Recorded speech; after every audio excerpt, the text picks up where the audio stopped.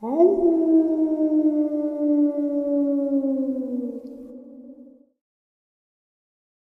and salutations, everyone, and welcome to tonight's second half. Before we jump into it, a couple links. As many of you know, I rely on Patreon, PayPal, channel membership, and the merch to help the channel to continue to grow and go. Links to Patreon, PayPal, and channel membership is in the description below. Merch displayed directly under the video. Also, Dogman, Frightening Encounters, Volume 1 through 3, the audiobook versions. They were written and researched by Tom Lyons, narrated and produced by me, Jeff Nadolny. Those audiobooks are available on Audible, Amazon, and iTunes, links to which are also in the description as well. And finally, last but definitely not least, if you'd really like to help support the channel to continue to grow and go, simply subscribe. It does not cost you a cent. Click the like button, takes half a second. If you don't want to miss out on any of the informative uploads that I put out daily, click that bell icon, and folks, please leave a comment. Why? Well, because all of these things really do help the channel to continue to grow and go. And yes, folks, they definitely do matter. Now, everyone, I have taken far too much of your time. Let's jump in to tonight's second half, shall we? G-Man, how are you? Good. How are you doing? I'm doing well. Thank you for taking some time out of your day to spend with us. I've talked to you for a couple hours actually before the interview. It's been good talking with you. So as you know, you've listened to my channel. So what I'm going to do is I'm going to turn the floor over to you so you can share the events that happened to you to us. So the floor is yours, my friend. All right. Like I said, call me G-Man. Yeah, this happened. I guess this family event started on November 9th in 2016. Like I said, I was sitting in my front meeting room and I was watching something on YouTube. And again, about 7:40 in the evening, and my wife takes our dogs out in the evening and, to take them out. And because again, we have to go out in the backyard. We have this, it's all fenced in. We have a pool, but due to from the garage driveway to the inside of the pool, the deck goes up. So we have this 8-inch space between the gate. So we have a lot of rabbits that, they come in during the season and they will burrow under the yard or under our shrubs. And again, we have this neighbor. He has these cats, and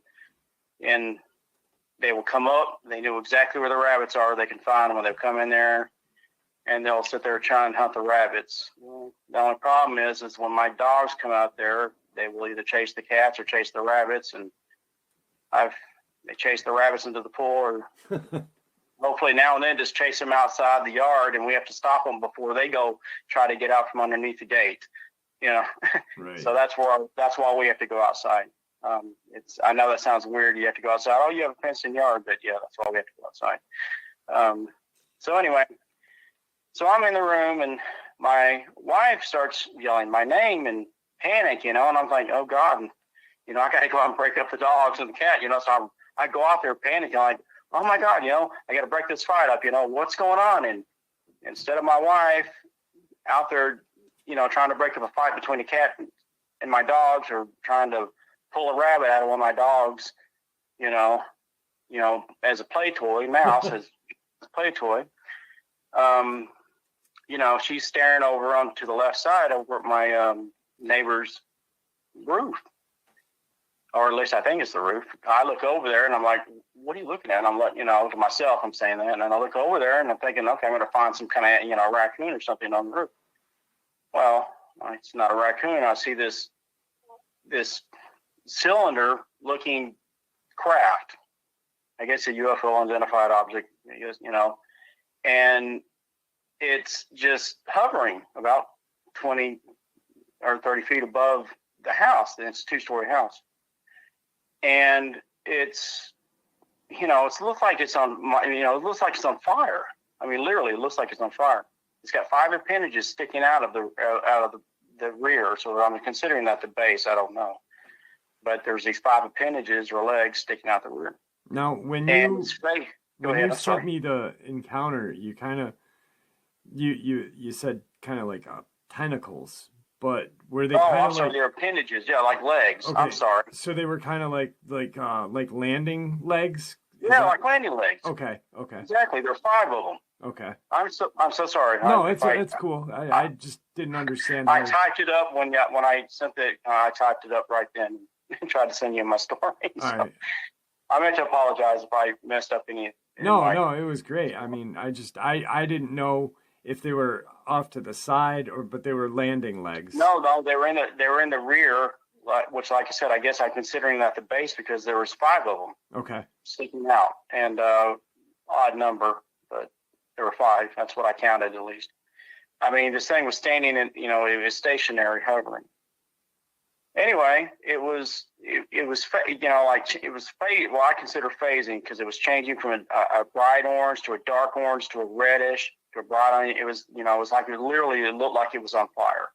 It was almost kind of blurry looking. So I'm like, this is like really cool looking thing, I'm looking at this UFO this close to me. And so I yell at my daughter from inside the house to bring me out my camera, my video camera. Because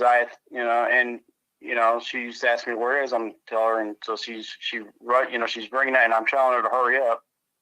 So she brings me out to my my camcorder, which is, like I said, a Sony DVD camcorder. It's not one of the newer models, but so anyway, she brings me this out, and I'm turning it on, making sure there's a good disc, a disc inside of it, and I'm turning it on. And again, if anyone's ever on one of these things, they're just like, it's like Windows booting up on your computer. It takes forever. Yep. So I'm sitting here like, tapping my feet, waiting for this thing, my camcorder to boot up. And I guess this object hears us or sees us. I'm not sure. All I know is it reacted to us. So it raises, goes up vertically slowly, about, I don't know, maybe 5-10 feet, and then starts going in an easterly direction for about, you have to understand, there's a 2-story house to my left, and our alley is right there, and there's a 90-degree curve to our alley right there at the one end of the alley, and it curves right, and there's a street, there's another 2-story house, and then there's a back street. So it goes in that direction and almost to the other street on the other side of the houses, and it stops, and then it changes direction and starts going into a southern direction, and it's going real slow. So I run in there real quick I'm still looking at my camera and it's still booting up. So I run in to get my phone, and at the time I only had a Windows 10 phone. It didn't have the best camera, but it's the only thing I had. So I'm running, and I get it, and I'm trying. And of course, if you ever had a Windows phone, you're trying to find the pictures, and then, hit it with your finger and trying to get to the pictures. Anyway, it's about to the end of my alley, about maybe, I want to say maybe 30 yards, 35. And so I get a picture of it. And then by that time, my camera says ready. So I point my Sony video camera at it, and I take a small video, and then I said, hey, maybe I can see this better in night vision because there's no lights. Our neighborhood's fairly dark. Obviously it's above you. There, street lights. There's not a lot of street light pollution. So I turn it to night vision, and I get about maybe 3 seconds of video. Anyway, at that point in time, it switches direction again and starts to go back into an easterly direction. So my wife feels, well, it's gone. It's going away. There's nothing we're going to see. So she said, oh, that was really cool. So she goes back inside, and so my daughter and I are looking at each other, and I make the quick decision and say, we're going after this thing because I want to get a better picture of it. It was so close. It would have been the best video ever in the world at least to me, because it was literally right over my driveway, the other house. So anyway, we chased this object, and remember, I live in Allen, so if anyone lives in Texas, you'll know where I'm talking about. So I go in the easterly direction. I go up Jupiter and take a left, and I go through, what is it, Plano, because the cities all border each other, Garland, Saxe, actually 4 towns, and then I end up in Wiley, going on Highway 78, almost going toward Lavon Lake, which is pretty much country area, and there's no city. And at that point in time, like I said, I'm going there, the legal streets and having to stop at the lights and stop signs and, breaking the law when I can. So, my little excessive speed, but anyway, but yeah, I'll lose it. It's, it's still going in the easterly direction. I finally lose it. So anyway, we get back home, and I just figured, well, that was really neat, and I'm going to have a really great story the next day to tell my family and friends. Absolutely. So, go ahead. No, I just said absolutely. Yeah, I just, like I said, I thought it was going to be a great story. So anyway, so we get home, and a few days go by, and come Saturday, well, when the malls open up around, I don't know, 10 a.m., I take my daughter shopping. It was always kind of a weekend thing for us. So I take her out shopping to go to the mall, and we go out, and my wife is home. She stays home. Usually one of us stay home with the kids. I call them the kids, my furry kids. They're like family. So anyway, we get home around 1:30, and we go in, and my wife is laying in bed, and sick as a dog, to use a an antique phrase. And I'm asked, I said, what happened? I said, what's wrong? And, hey, and she proceeds to tell me that she was out with it, earlier. She was, about, I don't know, about 11, maybe 11:30. She went outside and took the dogs out.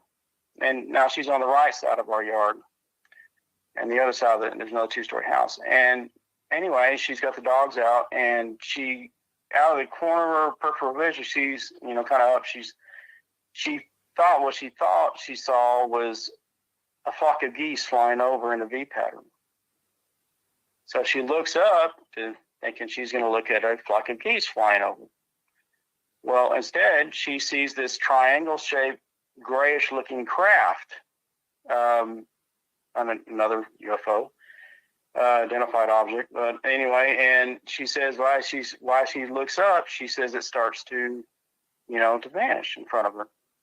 So this, I guess, just kind of bothered her a lot. So she literally picks up our dogs and goes back in the house, and she says about a half hour later, she starts to feel really sick. And by the time I get there, she literally looked like death warmed over. She was just, God, she really did. You ever look at, I guess, The Walking Dead zombie without the falling off skin? That's how she looked like. So she's very nauseous and all, very pale. So anyway, this kind of goes, like I said, and again, I describe my wife as a very strong woman. She used to work, her family used to have a ranch out in Rome, Texas, and they used to raise longhorns and other cattle and livestock, and she would barrel race. So she's a very tough person. And I'm not going to go into her medical history, but she's had some issues in her life, and she never misses work. That's all I'll say. If she's sick, it takes a lot to make my wife sick and to really be laid up in bed. She went on for weeks, and it's like nothing we gave her, nothing she took. She went to the doctor, nothing helped. But eventually, in a few weeks, she started feeling, she started to finally start coming out of it again, start feeling being herself again. So anyway, so during this time, I would go out at night, thinking, I'm going to, I take my video camera out because it's like, if I ever see you, I'm going to be prepared now. And since this happened to us twice, the first time I thought about it, now this has happened twice, so I'm going to, now I don't go outside in my backyard without taking a video camera. So I would go out there at different times of the night. And I went out one night, I think it was about, about 9. I'm guessing here. I forgot the time. I just know it was dark. And it was like 27 degrees. This is, I think, during December at the time going on. It was really cold. And I just remember, because I checked the temperature, was like 27 degrees. So I'm out on my patio, and I turn my video camera on because right directly behind my house, again, this is facing east. The rear of my house is facing east. And I look, and I'm seeing what it looks like a water tower. I mean, big old city water towers, kind of. And the only problem with this is one thing, it's higher than most of the houses, than all the houses. And two, I don't have a water tower behind my house. So that's a little strange. So I'm videotaping this, and we're going on, and I'm noticing, and then it tilts in a 40-degree angle. Again, I don't know of any water towers that hover in the air and tilt at a 40-degree angle. So anyway, about 40 minutes of this, I found I'm too cold to stay, and I just finally, I felt I got enough footage, and I just finally going. So after this, I called MUFON. I said, I have something I guess I can report to them. I think this is kind of neat. I guess UFO sighting, especially multiple ones, is not something most people have in such a short period of time or have at all. So I get on the site and I write a report. And a few days later, I get a phone call, and from a gentleman claiming, and I say that because as the story goes on, you find out, claiming to be a MUFON investigator. So he asked me a few questions. He asked me questions about, what I, besides the report, what I saw, got a description.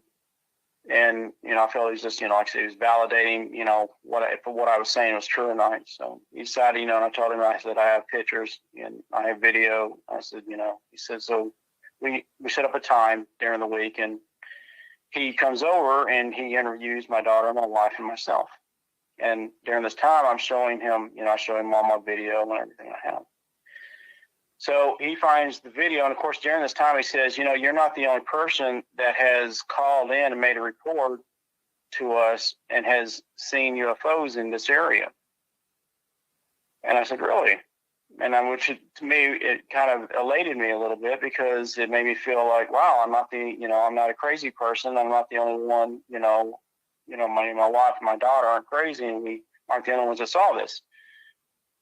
And so he said, of course, like I said, he claimed, said, yeah, they have several other reports. So anyway, he asked me all of a sudden, then he asked me, said, hey, can I have your pictures in your video? At the time, I had not made any copies. I said, no, but I'd be more than happy if you give me your information. I'll send you copies. And he seemed a little drawn back by that, a little kind of like, no, that's not going to be good enough. I mean, that's the impression. It was like he wasn't happy about it at all. He was like, he actually insisted. I didn't say this before, but he actually insisted. He said, really, I can give you back this when we're done with it. And I said, no, I'd rather just make copies. I said, because just in case something happens and I don't get it back, I won't. I don't have any proof saying, this really happened. So anyway, so he agrees to, for me to send him copies.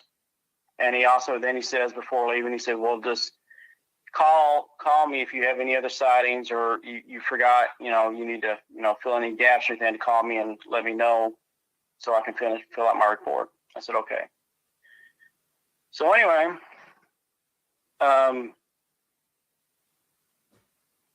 one day, I guess, a few weeks later go by, and all of a sudden, I go out about 5:25 in the evening to get the mail after work, and walk in my mailbox, and I hear a helicopter flying over fairly low, lower than most, because we have now and then a Carol after helicopter fly over.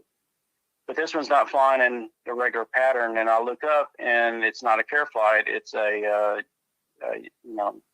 Black Hawk helicopter.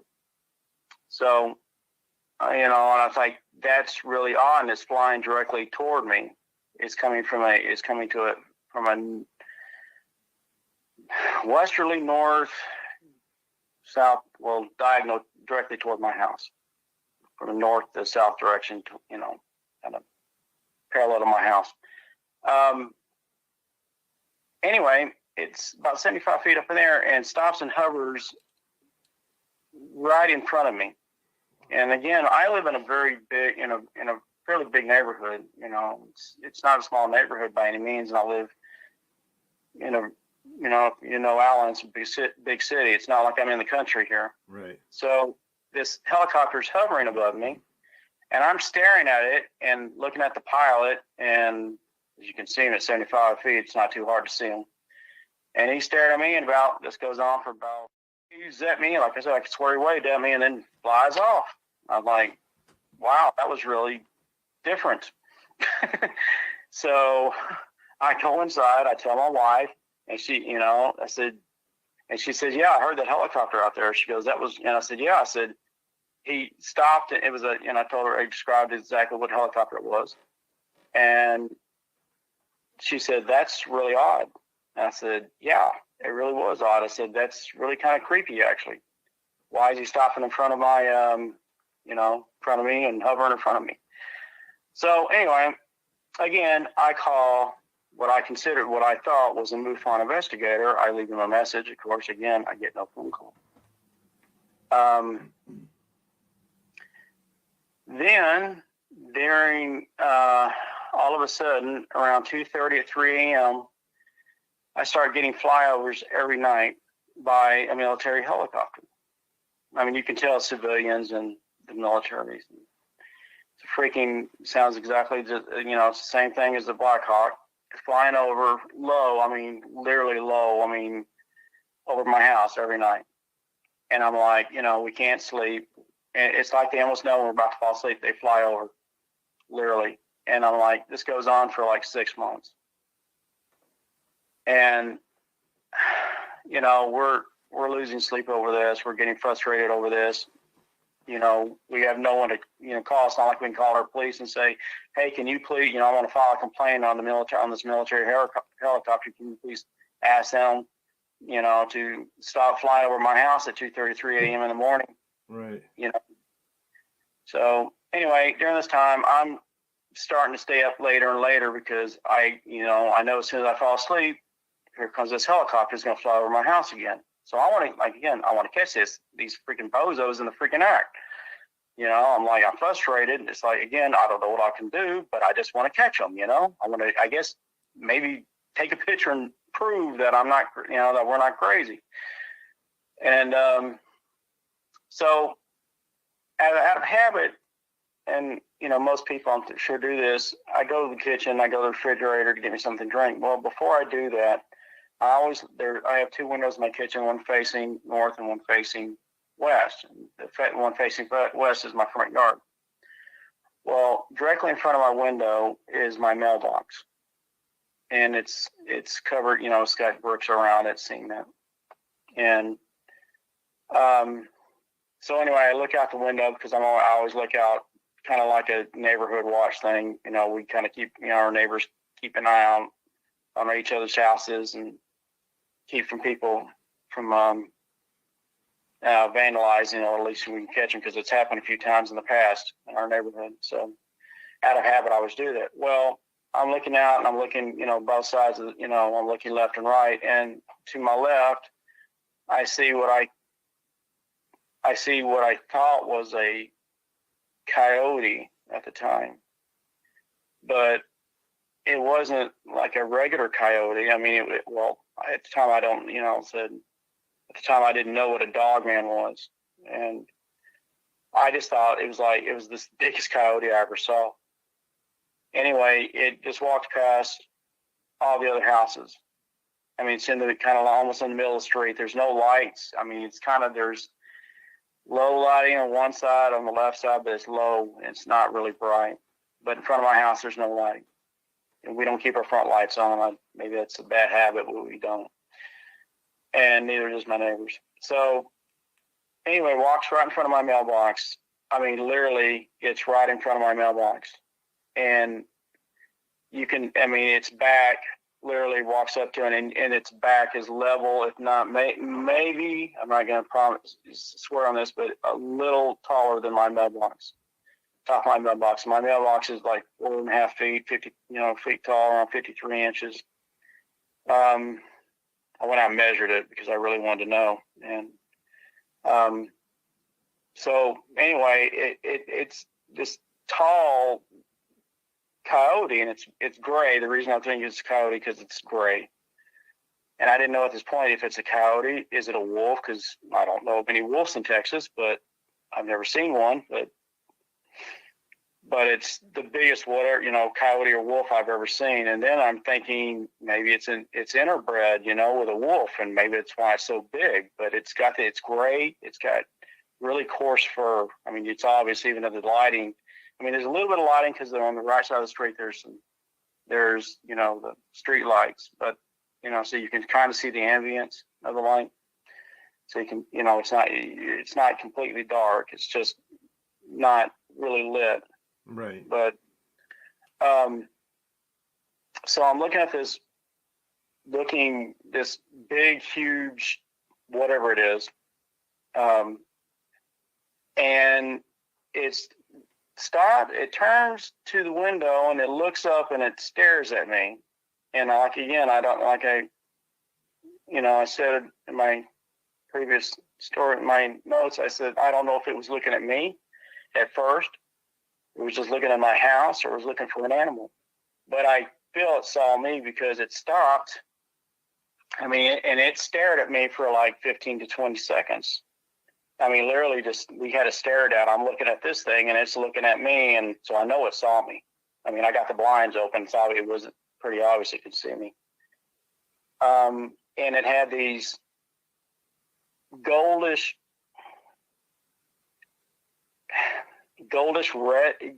looking eyes. It had, that eye shine. Yep. And except now when it turned its head a little bit, you could tell. I mean, it looked, but it's kind of turned its head like it's, like when you're looking, you kind of look around just to make sure everything around you is clear.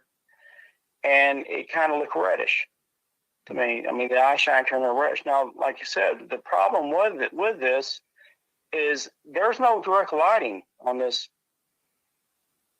I'm just going to call it Dogman because that's what I think it is, or is, but it was just too big to be a coyote and too big to be a wolf. Right. Again, I raised a shepherd wolf, and it was bigger than most shepherds. And like I said, I could stand it up on my rear. I told Jeff I could stand it up on rear haunches, and my shepherd wolf could stand about 6'3". This thing was just really quick. Go ahead.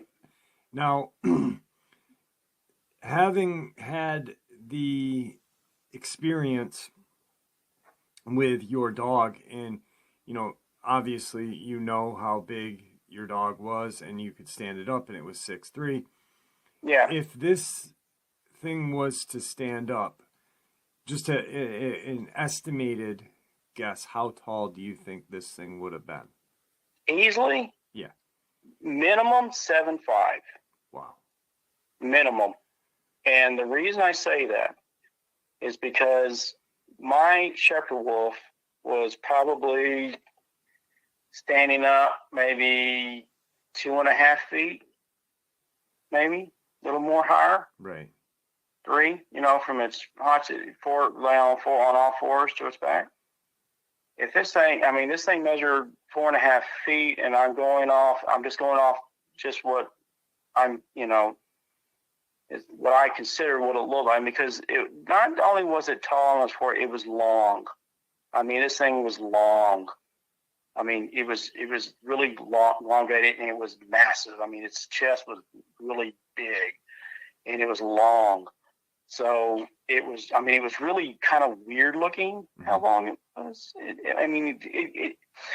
Its measurements were weird. I mean, I know that's not probably the best description, or something. It's the But best that you can give us because it's such a yeah, hard thing to. it didn't matter. I mean, if you've ever, if you know, anyone that's raised animals, raised dogs, different brands, and like wolves and all. I've been around a lot of wolves in my life. I used to, work at animal sanctuaries and stuff, and wolves, and I know I know how big a wolf gets. Most wolves, but this thing was, like I said, it was long. It was kind of long, and it was massive in the chest area, but it's I don't know really how weird I'd describe it.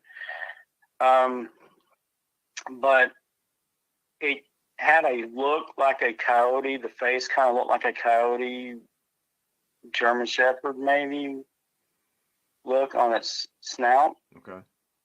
And I mean, I could see its teeth a little bit. It kind of glared its teeth at me a little bit.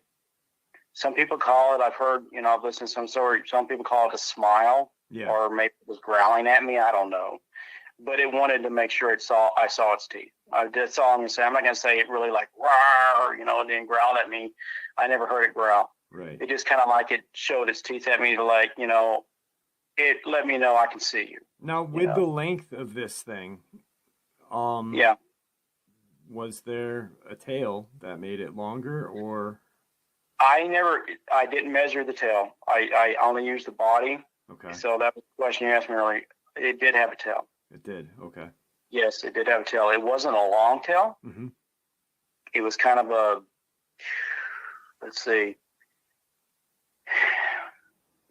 Did it? What dog would it resemble? Like a husky, a shepherd? Was it bushy?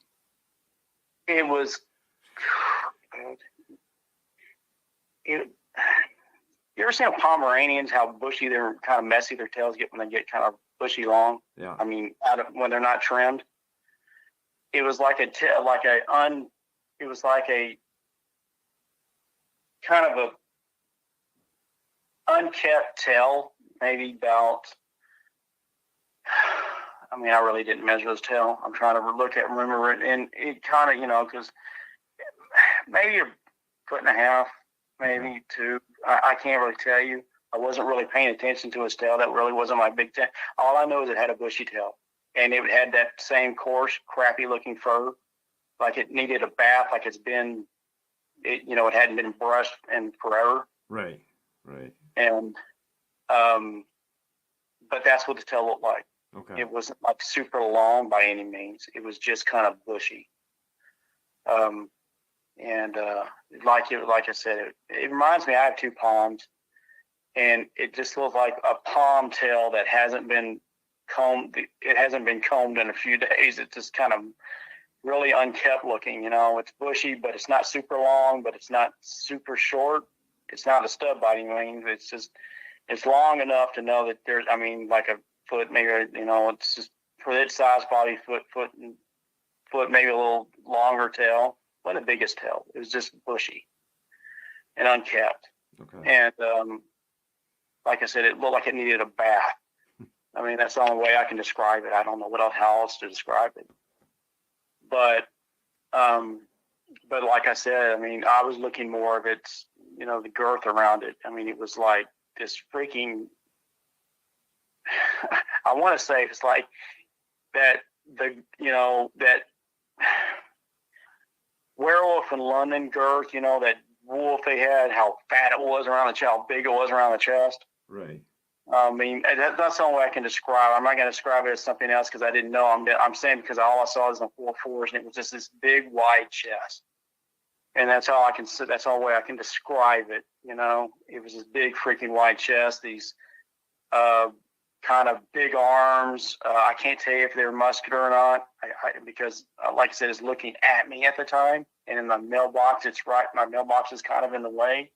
But as it moves, I mean, I could see that its arms. Its legs were kind of shorter. The way it was walking on the floor. I mean, it was like, it didn't look right. I mean, it really just didn't look, it looked like, oh God, it looked like, I guess, a run, or I mean, it just wasn't put together right. It walked kind of I don't know. I can't even say it walked right. It didn't walk wrong, but it didn't walk right. It just kind of like it had a glitch in it or something. I mean, that's kind of, it's weird. It just walked kind of Unnatural, like, kind of. kind of like an alpha, like, hey, I'm the big guy on the block, Yeah. I'm puffing my chest out and I'm the big guy, kind of a little bit of a, kind of teeny bit of a swagger, but, but it wasn't a swagger. It was more like it was trying to walk smoothly, and it was, doing the best it can to walk very smooth, but having a little bit of a trouble. Anyway, so after it stared at me and, and I obviously wanted to,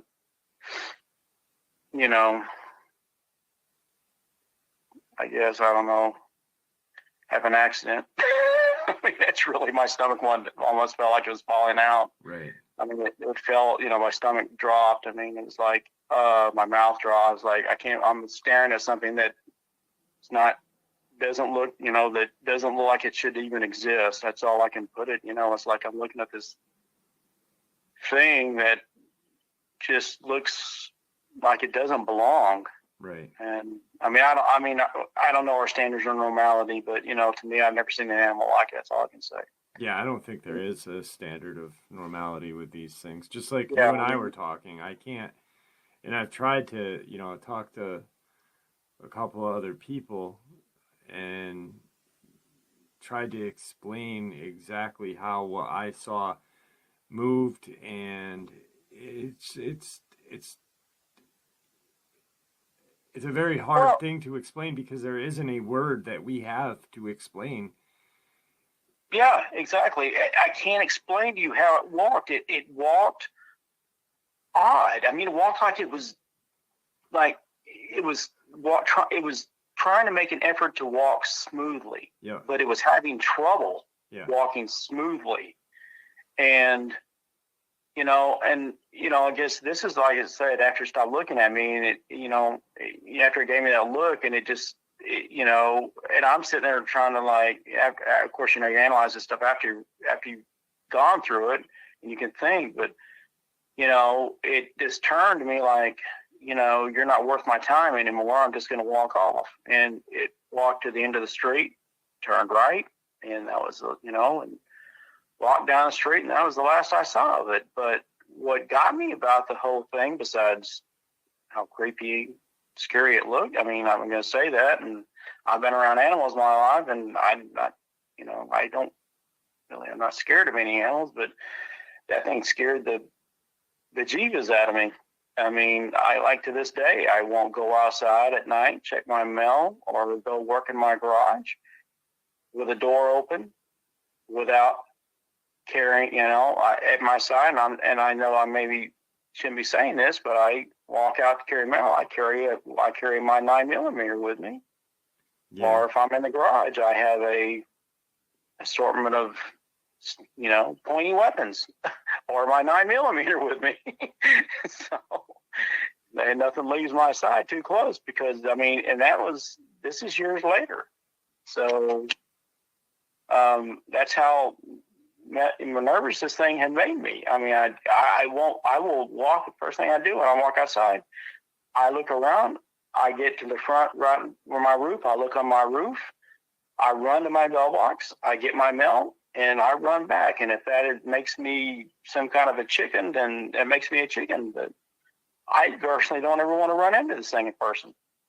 I don't know how else to, but that's how it made me feel. It just put that fear of God in you, I guess, or fear of the devil, or whatever you want to say. But like I said, I look back on analyzing it, I just could understand the eye shine. That's what got me the most about it. I mean, well, everything got me about it, but looking at his eyes, it was just like, it had a natural light, system built into it. I was like, where did the eye shine come from? So anyway, that's about all I can say about that. But Right. Again, going past this, does it have anything to do with my ongoing events? I don't know. I just don't. I just thought it was weird because at the time I'd never even heard of a Dogman. I never heard, like I said, all I ever heard of was Sasquatch or Bigfoot, or whatever you want to call it, the Patterson film. That was my knowledge of what a cryptid was. So anyway, a few more, it said the flyovers continue. And right around, I guess, 6 months, I'm guesstimating here, maybe a little short, a little longer. One night, about in the evening, well, it's still daylight. I'm going to make sure that's clear. It was still daylight. Okay. My daughter and I are going to go do our normal walk around the neighborhood. And so we're out in the front yard. I'm, of course, checking the mail. I have it. But we look up. I mean, it's just around evening, and we look up, and I'm hearing military aircraft. Like I said, I've been around them all my life. I know the sound of a military aircraft compared to a civilian one. I look up to the north of me above the houses, and there are 13 military transports flying over west, which, really close together, really good close formation. So the first one, I think, turns north.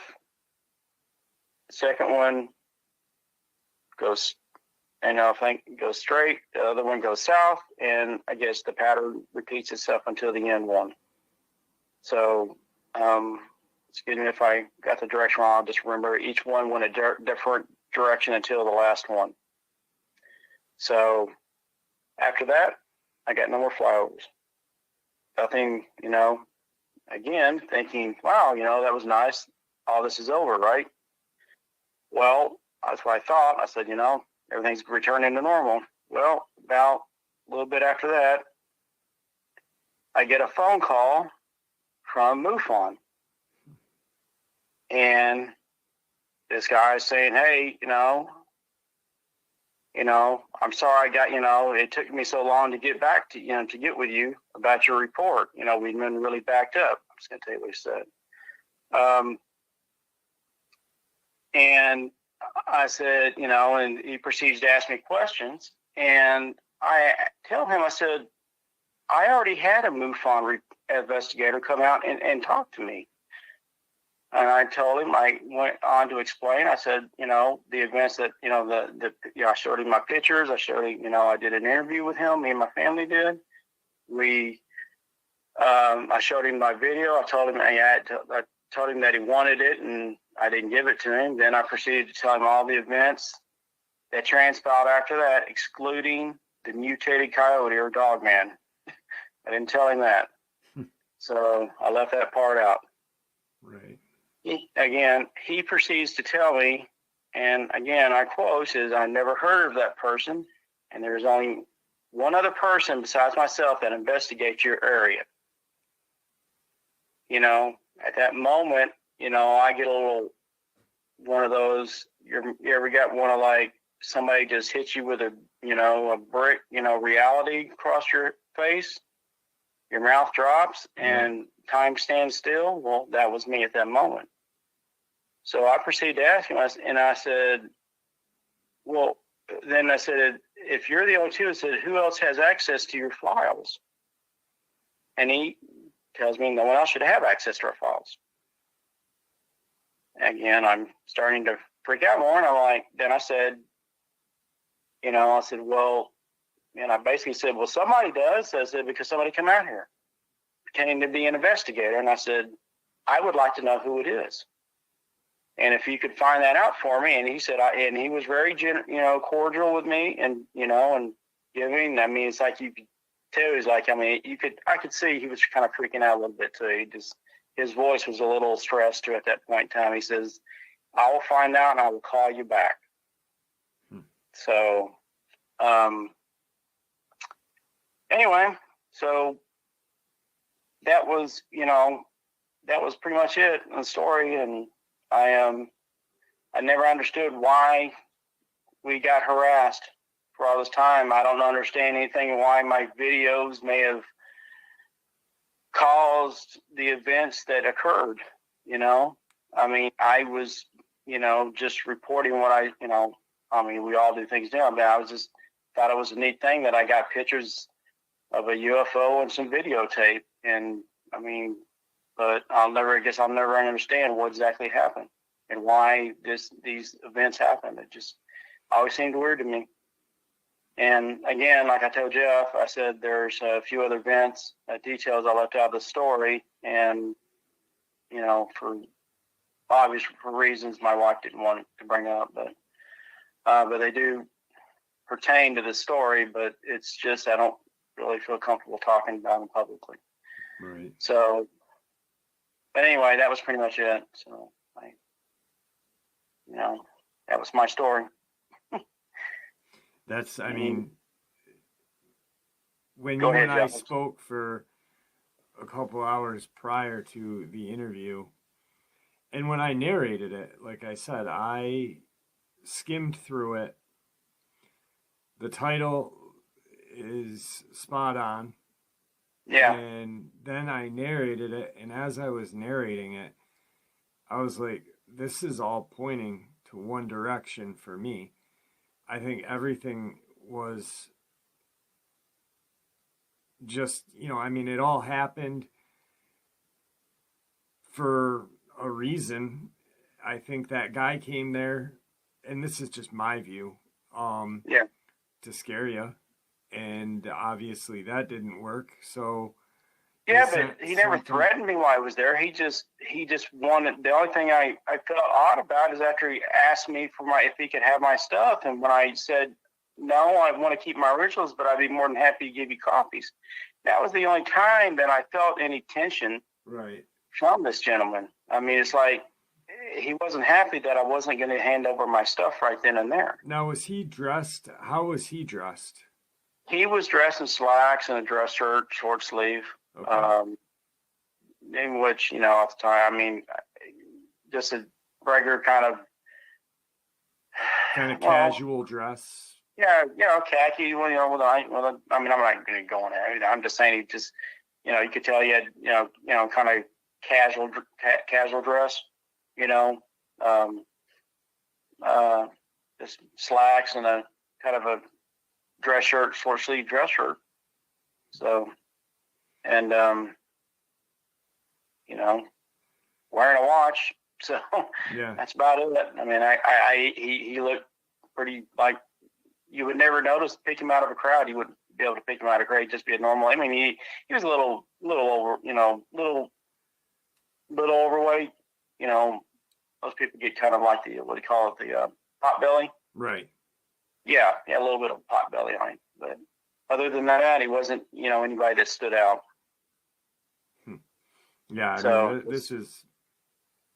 But I thought one thing he did say to me when we were out discussing the first UFO I saw over the house. He started talking to me about how to he said, well, if you really want to measure, he was telling me stuff that, distance, height. And I mean, it was kind of discussing, it was talking to me in a military slang. Okay. That was the only thing I felt odd is when he started talking, and I looked at him and like, really? I'm an engineer and all, but I mean, he's talking to me in military slang a little bit. And then it's like, I'm not trying to make anything out of this. And so please don't think I am. I'm not trying to embellish this or anything. It's just, I thought that was a little odd to me. And it's like he corrected it real quick. And he was talking to me and then he corrected it real quick. Like, oh, I'm sorry. You're here. Kind of like, and went back to his normal, civilian self. Right. But like I said, that's the only time I thought it was a little odd. And I didn't bring that point because I really didn't think, now that I'm thinking about it, it's like, I thought about it, but it just, to me, sometimes, and maybe I'm wrong here, sometimes the minor points are actually the main points, the details, but it was, to me, it's like, it just seemed like it was just odd. Right. Because, people talk to you sometimes, and if they were in the military, they're going to do what comes natural to them. and sometimes they'll forget who they're speaking to, or at the moment, and they'll just start speaking. So it's why I'm not contributing too much into it. But now that I look back on it, considering everything happened, it starts, and again, I'm not saying everything happened, but it starts to fall into place now, because it starts to make more sense to me. Yeah. I mean, after the Black Hawk helicopter came and hovered over me, and for 2 minutes in my neighborhood, literally in front of right here in my neighborhood, and I know I wasn't the only neighbor looking at this thing.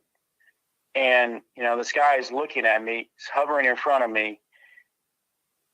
I, at that point, knew there was something not right here. And the fact that he was never returning my calls. And I'm like, something's going. And then, of course, after the flyovers every night, that kind of cemented the deal that this guy is not who he thinks he is or says he was, Right. Yeah, like what I was trying to say was not, he wasn't there to scare you. I think he was there more or less to try to get the pictures. I mean, this is my view. I'm not, and like when you said, you're not trying to embellish anything. I mean, I don't feel like you are. And I mean, it doesn't take a rocket scientist to just sit here and listen to what you're saying and not connect the dots. Because this guy came, composed, asked you for the originals, was a little perturbed when he didn't get the originals. Then you got Blackhawks coming, and then he's not answering your call. And then all of a sudden, there's this quote unquote Dogman in front of your house, just your house. I mean, and staring directly at you. Not, I mean, like you said, you don't know if he was staring directly at you, but I mean, you could see him. I mean, and he ignored every other house. Right. And he literally stopped in front of mine, ignored every other house, and after he turned, he ignored every house. I mean, there's only one other house, but if any house would have been a good house for a Dogman to walk up to, since then, like I said, I've done a lot of research on things, cryptids, and you always hear them going up to windows and looking in windows. Mm-hmm. And I doubt he was. That would have been the perfect house. Could have had these big windows with no curtains. It would have been the perfect house to look into. Right. He ignored it. He walked by it. It was like, like I said, again, I just thought it was this mutated coyote or shepherd. I didn't know what it was. It was huge. It was messed up looking, and it had these freaking evil looking eyes. The stuff you see on and Hollywood movies. Right. That would, and like I said, why didn't he go to the other houses? Yeah.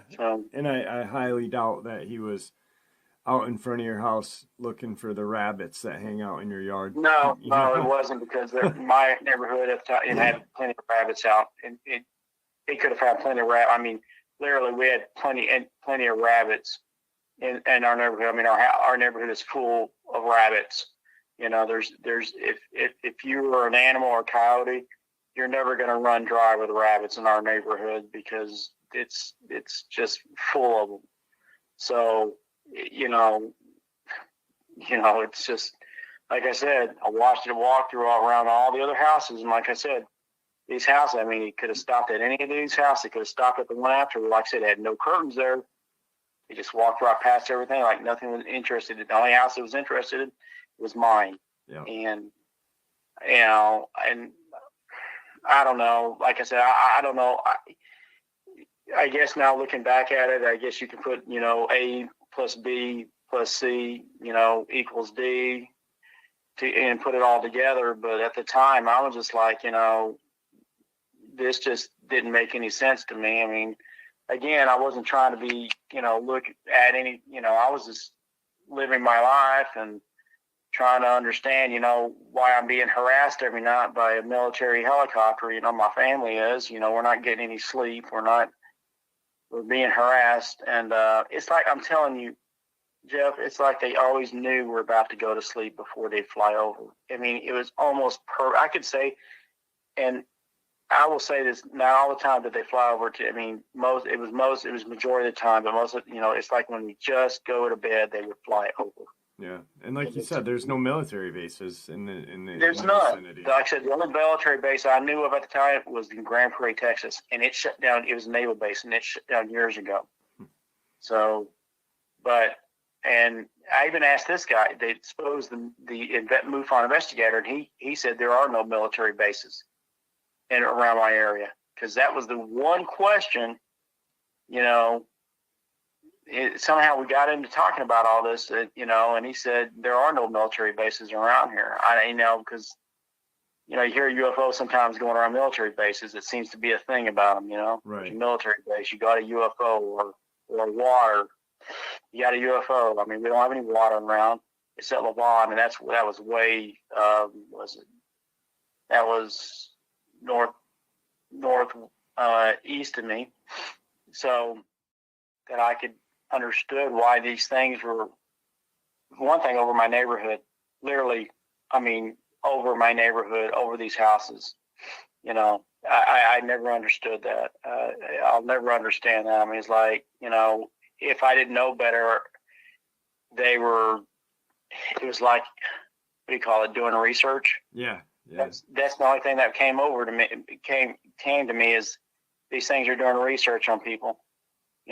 That's all I can think of is research. And maybe that's a little outlandish, a little fantastic, thinking, but, that's the only word I can think of now that I think about it, is it's why otherwise would a UFO be hovering 20 feet above a house? I mean, literally, what else is it going to be doing 20 feet above a house? Yeah. Cooling its radiator, what? I don't know. It makes, none of it makes sense, but it all does kind of make sense once you step back. And yeah, it does. And now it does. And again, like I said, you asked me if I want to give, I'll give the pictures and stuff, and I will.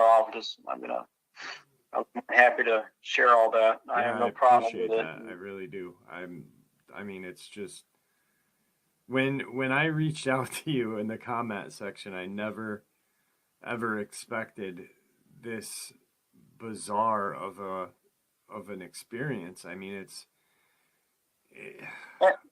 I was just, honestly, I wasn't asking. I really didn't comment to get a result. I know. I was just commenting, replying to another person commenting. Yeah, it's like, I was just saying, hey, this is my experience. I wasn't looking, because we never bothered to talk to anybody about it. I mentioned it at the time to my brother, and my brother at the time thought it was kind of neat. And but the rest of my family, of course, when you tell other people this, they look at you, or your friends look at you like, sure, that happened, sure. Yeah. Like you got six heads. Nobody believes you. What did the MUFON guy make of the whole guy, the other guy coming up? What was his kind of? Did he? He was kind of, like I said, he was kind of freaked out. I mean, you could tell there's some tension, and he had some tension in his voice. I mean, he was like, when he said, I have never heard, he was emphasized, he goes, I'm going to tell you how he said, I have never heard of this person.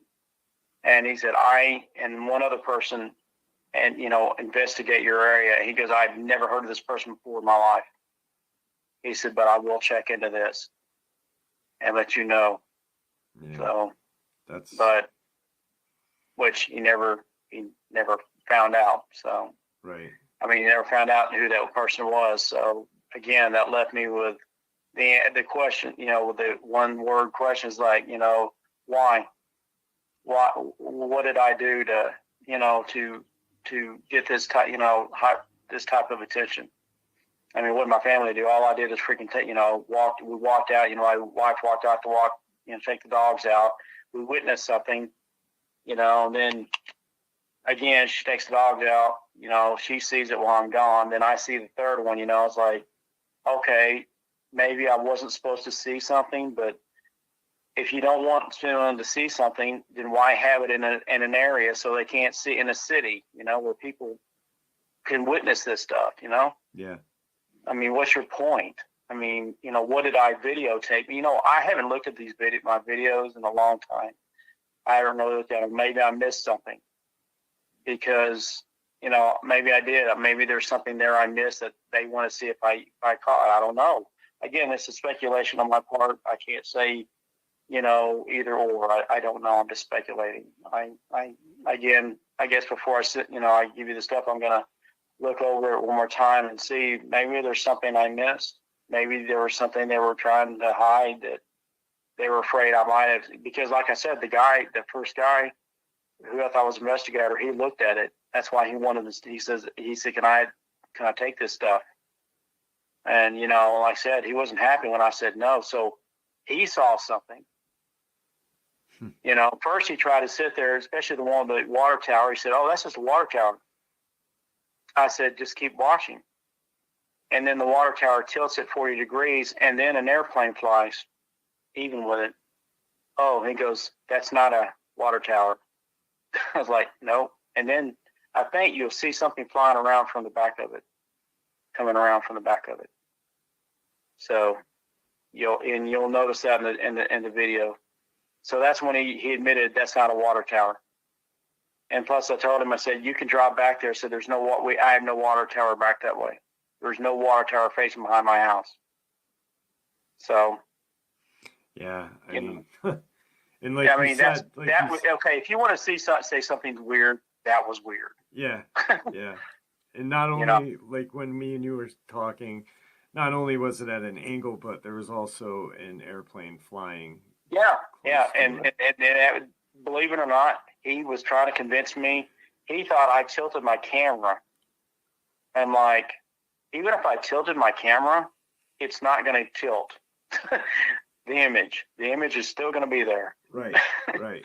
Absolutely. So, but when the airplane flew, even with it, that's when he said, that's not a water tower. He agreed with me. I mean, I guess he had no other recourse. So maybe that's why I wanted it. I mean, I guess that was something to catch, but, I didn't think anything. I mean, yeah, did I think something of it? Yes, I did. But did I think it was that big of a deal? No. But again, I'm not, like I said, I told you before, it's not the first UFO I've seen. Certainly not the most dramatic one I've seen. To me, it was not that big of a deal. To me, it wasn't. I mean, I'm not dumb to the technology, being an engineer. I can tell you from being an engineer, mechanical engineer, that the most of the stuff that you see that's coming out now has been out for at least 20 to 50 years. You're just seeing the basic byproduct of what is coming out. You're not seeing the good the real product. That's all I'm going to tell you about as far as being an engineer. I'm not bragging or trying to say anything to you. I'm just telling you as far as an engineer and the other engineers I know, what you see now coming out and for public consumption is really the basic stuff. So, and, it's just that technology is so advanced that people don't even realize what they think when they say, oh, no, that's really cool. And I'm like, that's really nothing. But, I guess to some people that's, a pretty cool thing. So, anyway, that was my experience. And it was one I don't really hope my family ever has to repeat. And out of all that, believe it or not, the Dogman was, even though I was in the house, is the one I really don't want to repeat. I really don't. I mean, yeah, I have an interest in them now. Do I want to see one? Not in person, but I mean, not outside. I mean, I don't mind, if I was in an enclosure and I could see one, but it's still disturbing to see one because, to this day, like I said, I won't walk outside my house without carrying a firearm or, something else with me, to protect me, not that I could, after knowing now, if I knew then what I know now, not that it would protect me, at least from what I hear, they, my 9mm would be like a BB gun to it. So, but I don't know. Yeah, that was like I said, that was the most memorable part of the whole experience and the most disturbing part of the whole experience to me. I mean, if anyone's ever seen one of those things look into your eye, I mean, there's nothing more disturbing, Yeah. I mean, it's the whole thing's disturbing. It's Yeah. absolutely. I mean, I used to have to sit there, and if anyone has ever raised wolves or been around leaving shepherd wolves, you have to play the intimidation display. Mm-hmm. You got to hold them down, prove who's alpha. And when that goes with wolves and stuff, you're around them, you cannot ever really relax. You always have to constantly make sure they know you're the alpha. And, but I'll be honest with you. I mean, I don't know anybody could be an alpha to one of those things. I mean, it's just, it was disturbing. It was just, like I said, I mean, maybe I'm making a bigger deal out of it than I should, but, when it's one of those things, I was behind a window and I'm like, if that thing wanted to come through that window, my window wouldn't have stopped it. I would have been dead meat and that would have been the last anybody saw me. So, it's really weird. I mean, like I said, maybe it was right. Maybe you're right. Maybe it was used as an intimidation tool. Yeah.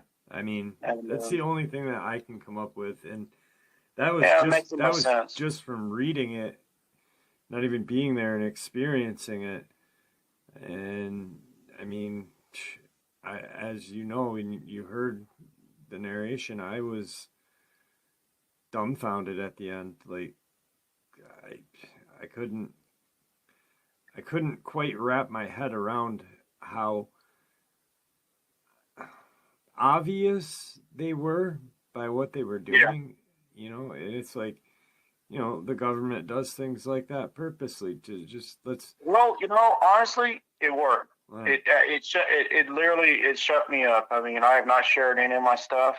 I have not cared to share it.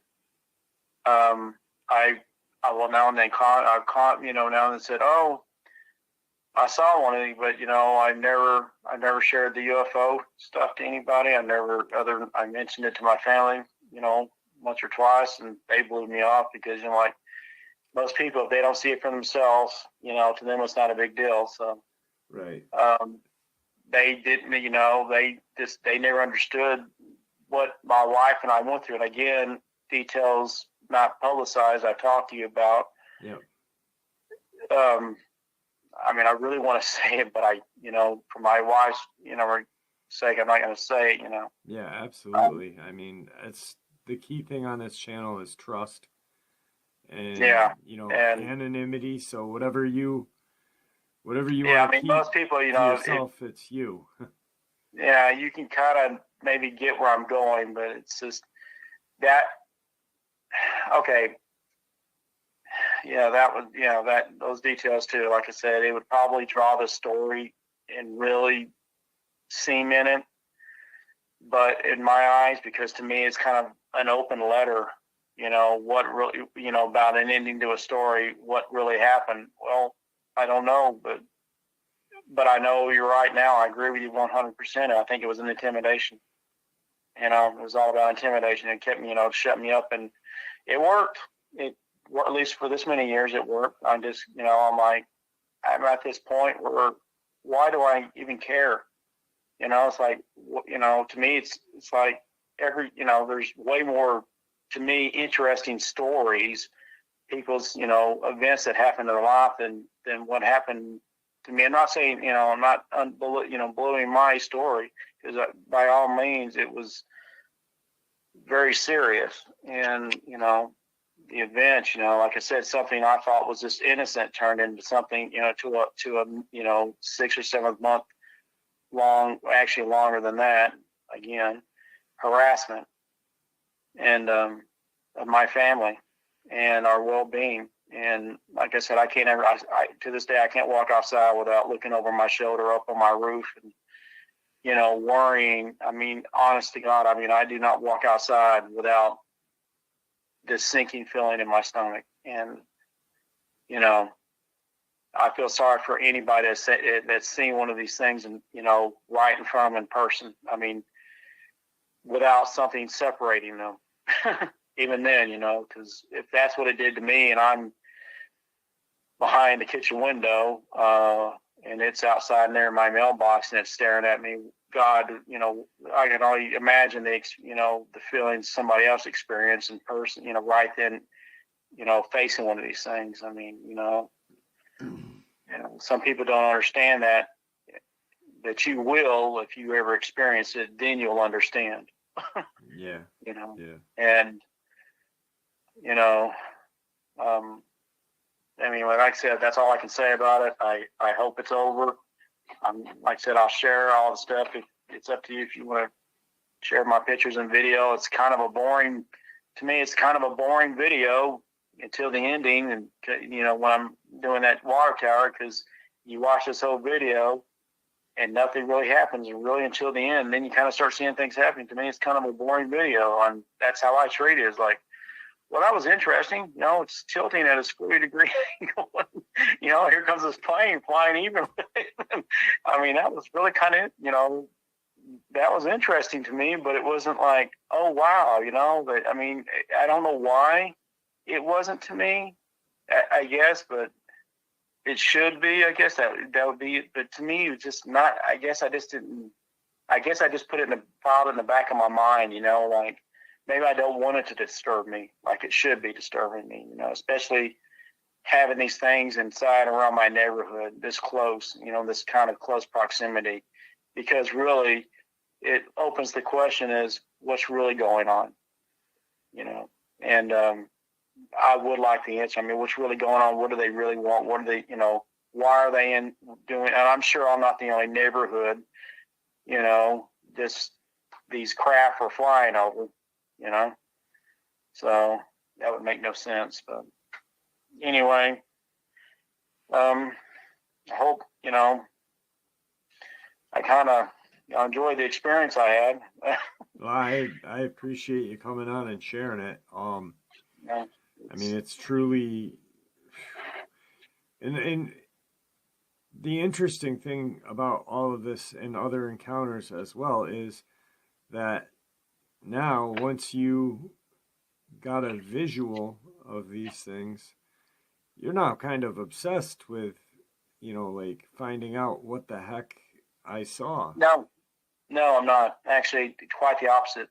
I really, honestly, I know you would think you would.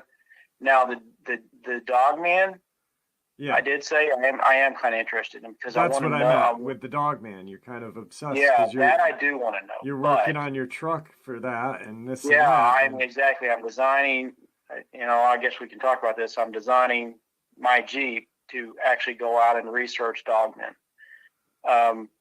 So I'm actually designing that specifically for that purpose.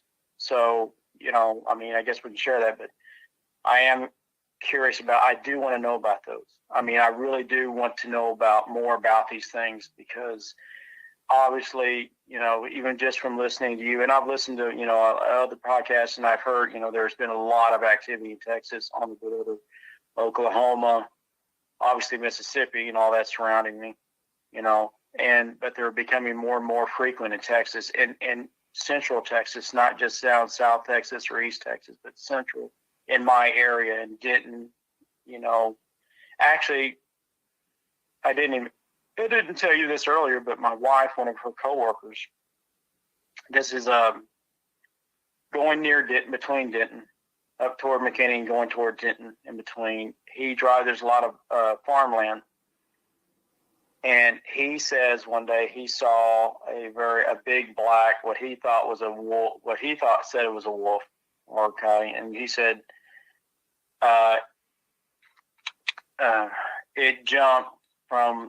saw it jump from the street, one side of the street, over a farm fence across the other street. I mean, it was, you know, that's a good 15, 20 feet. Yeah, that's massive. And yeah, he saw that around probably 7:30 p.m. And when he's coming off from work, and because my wife went out, you know, baby, we had to go out there one time, and it was really good drive, and it was out in, the real rural country area. And so, I wanted to go out and investigate that, because it's like, well, now that I know what dogmen are, it's like, I want to go see if there are dogmen out there. Yeah. And that's what I was talking about when I said obsessed, because I've talked to so many people. There's 2 girls had an encounter in New Jersey, and one is petrified. And these are, young girls, 17 years old. One's petrified, and one is obsessed with figuring out everything about these things. Yeah. Like, so it's something that's weird. Once you see one of these creatures, you're either petrified, terrified, not leaving your house, or you become obsessed and you want to learn as much as possible. I guess I'm on the obsessed part. That I do. The UFO and the part, Yeah. I don't care about. Believe it or not, after this, I don't care about that part. I can't blame you, honestly, on that part. I mean, Now, well, as we always know, as the story goes, now, like I said, I'm caught up. As the story goes on this, once you find one of these or get any proof, guess who comes knocking on your door? Yeah. So my idea behind this is I concise video proof of these. I have no concern to go out and interact with one of these things. I have no concern or desire to kill one of these things, unless, of course, it does me or my family harm or someone I know. Now, my Jeep will be equipped with, obviously, self-protection. So, but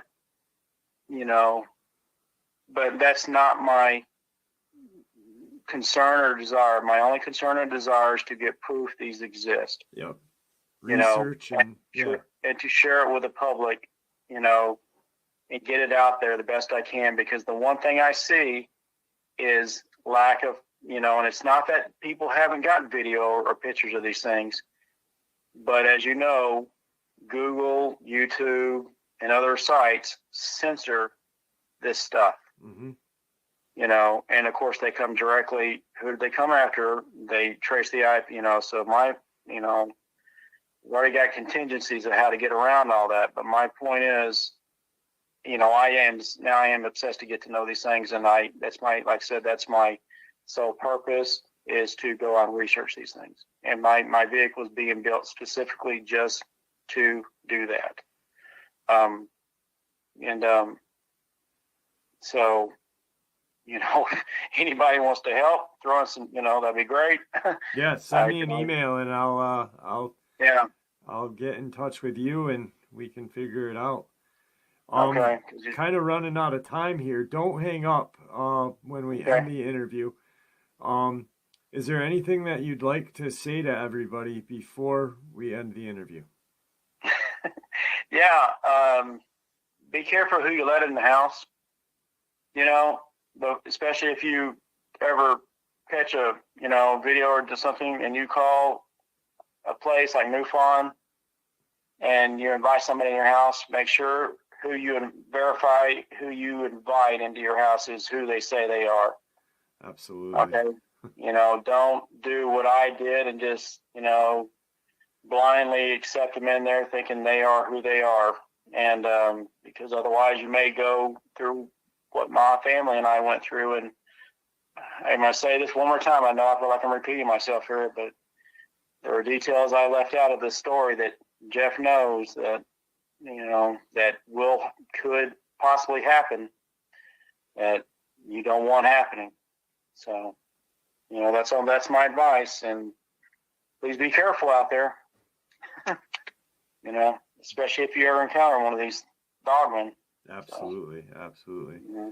Because like I said, I saw one from the window and it was, that was a eye-opening experience for me. But again, what I'm doing maybe not smart, but it's the direction I feel it's driving me into. Is like, I want to know more about these things because knowledge is power, and you can't if you don't know anything about something, you can't combat, what's coming. I mean, again, these things are becoming more and more prevalent in my state, and in most states they are. And so I think the more we learn, because we're not going to get any answers from the government. Absolutely. I mean, their lips are sealed. So Yeah. well, So. we are up on time. Like I said, don't hang up. But it was great having you on. And anybody that wishes to join G-Man here on the research and quest to find the truth, email me and I'll get you in touch with him. And I really appreciate that. And like I said, I mean, if you be more than happy to ever come on again if I get any more new stories. Absolutely. So, all right, my friend. Thank you so much. You're welcome. Have a great night. You too. And there you have it, folks. Tonight's second half. I do hope you all enjoyed it as much as I enjoyed sharing it with you. I'd like to thank you all for supporting the channel. After all, it is your support that keeps the channel growing and going, and honestly what gives us all a place and a chance to share our experiences and theories judgment-free, just simply treated with the respect that we all deserve. Thank you. Everyone, please stay safe, happy, healthy, and ever vigilant, keeping an eye on our children, pets, family, and friends. These creatures are real. They are out there and dangerous. Share this information with those you love and care about, and it may just help save their lives someday. Until next time, never stop asking questions, never stop searching for the truth, and God bless.